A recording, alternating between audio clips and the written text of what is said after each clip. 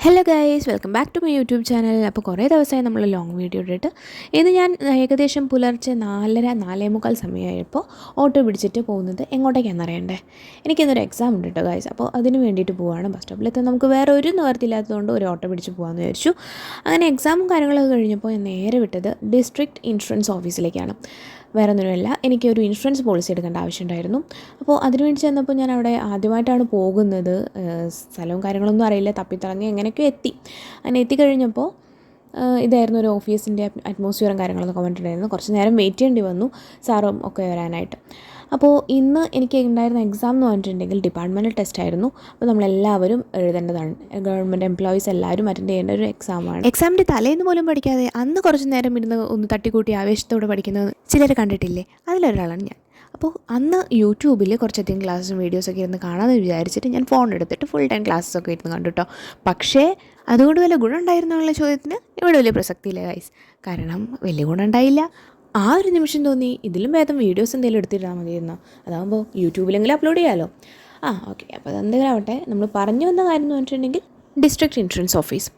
അവിടെ പോയിട്ട് ഞാൻ പോളിസിക്ക് അപ്ലൈ ചെയ്തു. എനിക്ക് റിസീപ്റ്റും കിട്ടി. ഞാൻ തിരിച്ചു പോരുകയാണ് കേട്ടോ. 3ാമത്തെ നിലയിലായിരുന്നു നമ്മളുടെ ഓഫീസ് ഉണ്ടായിരുന്നത്. പുലർച്ചെ വീട്ടിൽ നിന്ന് ഇറങ്ങി ഞാൻ ഇതുവരെയും ബ്രേക്ക്ഫാസ്റ്റ് ഒന്നും കഴിച്ചിട്ടില്ല. ഓഫീസർ വരാൻ വൈകിയപ്പോൾ ചെറുതായിട്ടൊന്ന് പോയി കഴിച്ചാലോ എന്ന് ഞാൻ ചിന്തിച്ചു. പക്ഷേ 3 നില താണ്ടി വരണ്ടേ, കയറും വേണം ഇറങ്ങും വേണം, ഇറങ്ങും വേണം കയറും വേണം.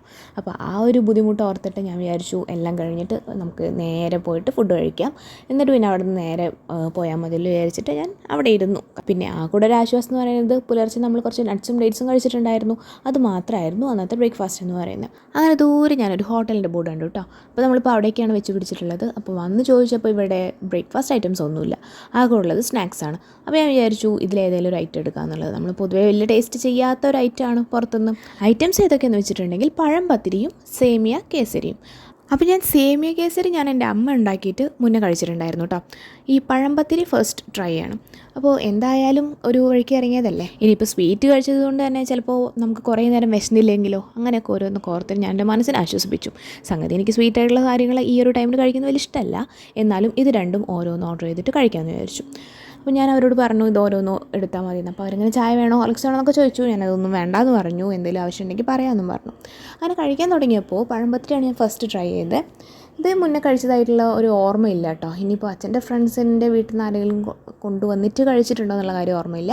ഇങ്ങനെ ഒരു ഐറ്റമായിട്ട് ഞാൻ ആദ്യമായിട്ടാണ് പുറത്തുനിന്നായാലും കാണുന്നത്. അപ്പോൾ പഴംപത്തിരി നിറയെ പഴവും കാര്യങ്ങളൊക്കെ ഉണ്ട്. പിന്നെ എന്തോ മൈദ അങ്ങനെ എന്തോ ഒരു ഐറ്റമാണ് ഉള്ളത്. കഴിക്കുമ്പോൾ വലിയ കുഴപ്പമില്ല, ചൂടൊന്നുമില്ല. അതിൻ്റേതായിട്ടുള്ള ഒരു പ്രശ്നമുണ്ട്. മധുരം പിന്നെ നല്ല തണുത്തിട്ടിരിക്കുന്നുണ്ട്. ഇതാണ് നമ്മുടെ സേമിയ കേസരി കേട്ടോ. സംഗതി എനിക്ക് ഒട്ടും ഇഷ്ടമായില്ല. കാരണം ഭയങ്കരമായിട്ട് തണുത്തിരിക്കുന്നു. അന്നുണ്ടാക്കിയതാണോ എന്ന് പോലും നമുക്കറിയില്ല. എന്നാലും വിശപ്പിന് തൽക്കാല ആശ്വാസം എന്നുള്ള നിലയ്ക്ക് ഞാൻ കഴിച്ചിട്ടു, അത്രയേ ഉള്ളൂ. എനിക്ക് സത്യം പറഞ്ഞാൽ തീരെ ഇഷ്ടപ്പെട്ടില്ല. പിന്നെ അവർ അഭിപ്രായം ചോദിക്കുകയായിരുന്നെങ്കിൽ മേ ബി ഞാൻ പറയാൻ പറ്റില്ല. അപ്പോൾ നോക്കി, ഇതാണ് ഒരു ടെക്സ്ചർ വരുന്നത്. കാണുമ്പോഴൊക്കെ കാണാൻ കൊള്ളാം, തൊടുമ്പോഴും നല്ല സോഫ്റ്റും കാര്യങ്ങളൊക്കെ തന്നെയാണ്. പക്ഷേ കഴിക്കുമ്പോൾ എനിക്ക് ആ ടേസ്റ്റ് പൊതുവേ കേസരിയുടെ വലിയ ഇഷ്ടമില്ലെങ്കിൽ പോലും ഞാൻ വിചാരിച്ചു പുറത്തുനിന്ന് കഴിക്കുമ്പോൾ നമുക്ക് എന്തെങ്കിലും വെറൈറ്റി ഫീൽ തോന്നിയാലോ എന്ന് വിചാരിച്ച് വാങ്ങിച്ചതാണ്. കണ്ടിലുള്ളിലൊക്കെ നിറയെ സേമിയ കാര്യങ്ങളൊക്കെ ഉണ്ട്. പിന്നെ ഞാൻ ഒരു ലൈം ഓർഡർ ചെയ്തു കേട്ടോ. നല്ല ചൂടല്ലേ, ചൂടും ഒക്കെ ആയപ്പോൾ ചായയും കോഫിയൊന്നും കുടിക്കാൻ തോന്നില്ല. ഒരു ലൈം ഓർഡർ ചെയ്തു. ലൈമാണെങ്കിലോ മധുരമല്ലോ ഒന്നുമില്ല. ആ ചേട്ടൻ എന്താണാവോ എന്നോട് വല്ല വ്യക്തിവൈരാഗ്യം ഉണ്ടോ ആവോ. അങ്ങനെ ഞാൻ പറഞ്ഞു ചേട്ടനോട് മധുരം ഇടിയിപ്പിച്ചു. അങ്ങനെ ലാസ്റ്റ് എല്ലാം കഴിഞ്ഞു, തിരിച്ചെത്തി. നമ്മൾ ഓഫീസിലൊക്കെ പോയി. ഓഫീസിൽ നിന്ന് നല്ല വർക്കായിരുന്നു. അതും കഴിഞ്ഞ് നമ്മൾ ബസ് കയറി തിരിച്ച് നമ്മുടെ നാട്ടിലെത്തിയപ്പോഴാണ് കണ്ടില്ലേ, ആകാശമൊക്കെ നല്ല ഇരുട്ട് മൂടിയ പോലെ കിടക്കുന്നുണ്ട് കേട്ടോ. നല്ല മഴക്കാരാണ്, നല്ല മഴയ്ക്കുള്ള കോളുണ്ട്. അങ്ങനെ ഞാൻ അപ്പം തന്നെ ഫോൺ എടുത്തു കേട്ടോ. എനിക്ക് ഈ ഒരു ക്ലൈമറ്റ് എന്ന് പറയുന്നത് ഭയങ്കര ഇഷ്ടമാണ്. ഏറ്റവും ഫേവറേറ്റാണെന്ന് പറയാം കേട്ടോ. ഇതും ഈ ഒരു മഞ്ഞുകാലമല്ലേ, ഇത് രണ്ടുമാണ് എൻ്റെ ഏറ്റവും ഫേവറേറ്റ് ആയിട്ടുള്ള 2 ക്ലൈമറ്റ് എന്ന് പറയുന്നത്. അത് രണ്ടും വരുമ്പോൾ എനിക്ക് ഭയങ്കര നൊസ്റ്റാൾജിക് ഫീലും എന്തൊക്കെയോ കാര്യങ്ങളിങ്ങനെ പഴയ കാര്യങ്ങളോ എന്തൊക്കെയോ ഓർമ്മയിലേക്ക് വരും. ആ ഒരു ടൈം ആകുമ്പോഴോ ഞാനും ഈ ഒരു ക്ലൈമറ്റും മാത്രമേ കാണുള്ളൂ. പണ്ടെങ്ങാണ്ടോ നിവിൻ പോളി പറഞ്ഞ പോലെ ചുറ്റുള്ളതൊന്നും കാണാൻ പറ്റില്ല സാറേ ആ ഒരു ക്ലൈമറ്റിൽ. അത്രയ്ക്ക് സൂപ്പറായിട്ടുള്ളൊരു ആംബിയൻസ് ആയിരുന്നു കേട്ടോ. ഭയങ്കര ഹാപ്പിനെസ് ഇങ്ങനെ മനസ്സിലേക്ക് ഇങ്ങനെ എവിടുന്നൊക്കെയോ വരുന്നത് പോലെയൊക്കെ ഒരു ഫീൽ. അങ്ങനെ ഞാൻ ഏകദേശം ഒരു 10-15 മിനിറ്റോളം ഞാൻ ഈ ഒരു വീഡിയോ എടുത്തിട്ടുണ്ടായിരിക്കും. പിന്നെ ഫോണെടുത്ത് ഒരു പാട്ടും വെച്ച് സൂപ്പറായിട്ടിരുന്നിട്ട് ആസ്വദിച്ചുകൊണ്ട് കണ്ടു. വിൻഡോ സീറ്റും കൂടിയാണേ, അത് ഓർക്കണം. അങ്ങനെ നമ്മൾ നല്ല കാറ്റ് കാണില്ലേ, പുറത്തൊക്കെ നല്ല കാറ്റുണ്ട്. ഏകദേശം ഒരു ഇരുട്ടായി തുടങ്ങിയിട്ടുമുണ്ട്. ഇന്നലെ ഓഫീസിൽ നല്ല തിരക്കായതുകൊണ്ട് തന്നെ നമുക്ക് ഭയങ്കര ടയേർഡുമായിരുന്നു. ഞാനൊന്ന് കണ്ണടച്ചിട്ടുണ്ടെങ്കിൽ എന്തായാലും ഉറങ്ങും, അടുത്ത സ്റ്റോപ്പിലാവും പോയി ഇറങ്ങുക. അതുകൊണ്ട് തന്നെ പേടിച്ചിട്ട് പാട്ടും കേട്ട് നല്ല സുഖമായിട്ട് ക്ലൈമറ്റ് നോക്കിയിരുന്നു.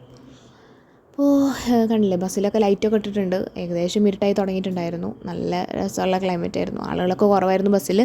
നല്ല മഴ പെയ്യുന്നുള്ളത് ഉറപ്പായിരുന്നു. ഞാൻ വീട്ടിലെത്തുമോ, അതിന് മുന്നേ നനയേണ്ടി വരുമോ, നനഞ്ഞ് കുളിക്കേണ്ടി വരുമോ എന്നൊക്കെ ചിന്തിച്ചുകൊണ്ടായിരുന്നു ബസ്സിലിരിക്കുന്നുണ്ടായിരുന്നത്.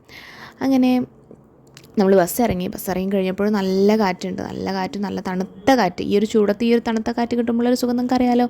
ഇനിയിപ്പോൾ എന്താ, ബസ് സ്റ്റോപ്പിൽ നിന്ന് 2 അടി വെച്ച് കഴിഞ്ഞാൽ നമ്മളുടെ വീട്ടിലെത്തി ജസ്റ്റ് അങ്ങ് കയറുമ്പോഴേക്കും നല്ല പെരുമഴയും പെയ്തു. ഞാൻ ഓടിക്കയറി പെട്ടെന്ന് തന്നെ കുളിച്ച് ഫ്രഷായി ബാക്കിയുള്ള കാര്യങ്ങളൊക്കെ നോക്കി മോൾക്ക് ഫീഡ് ചെയ്തു, എല്ലാം കഴിഞ്ഞു. അപ്പോൾ ഇത്രയേ ഉള്ളൂ guys. Thanks for watching. Please do subscribe my channel for more contents. അതുമാത്രം പോരാ, ലൈക്കും ചെയ്യണം, ഷെയറും ചെയ്യണം. ബൈ.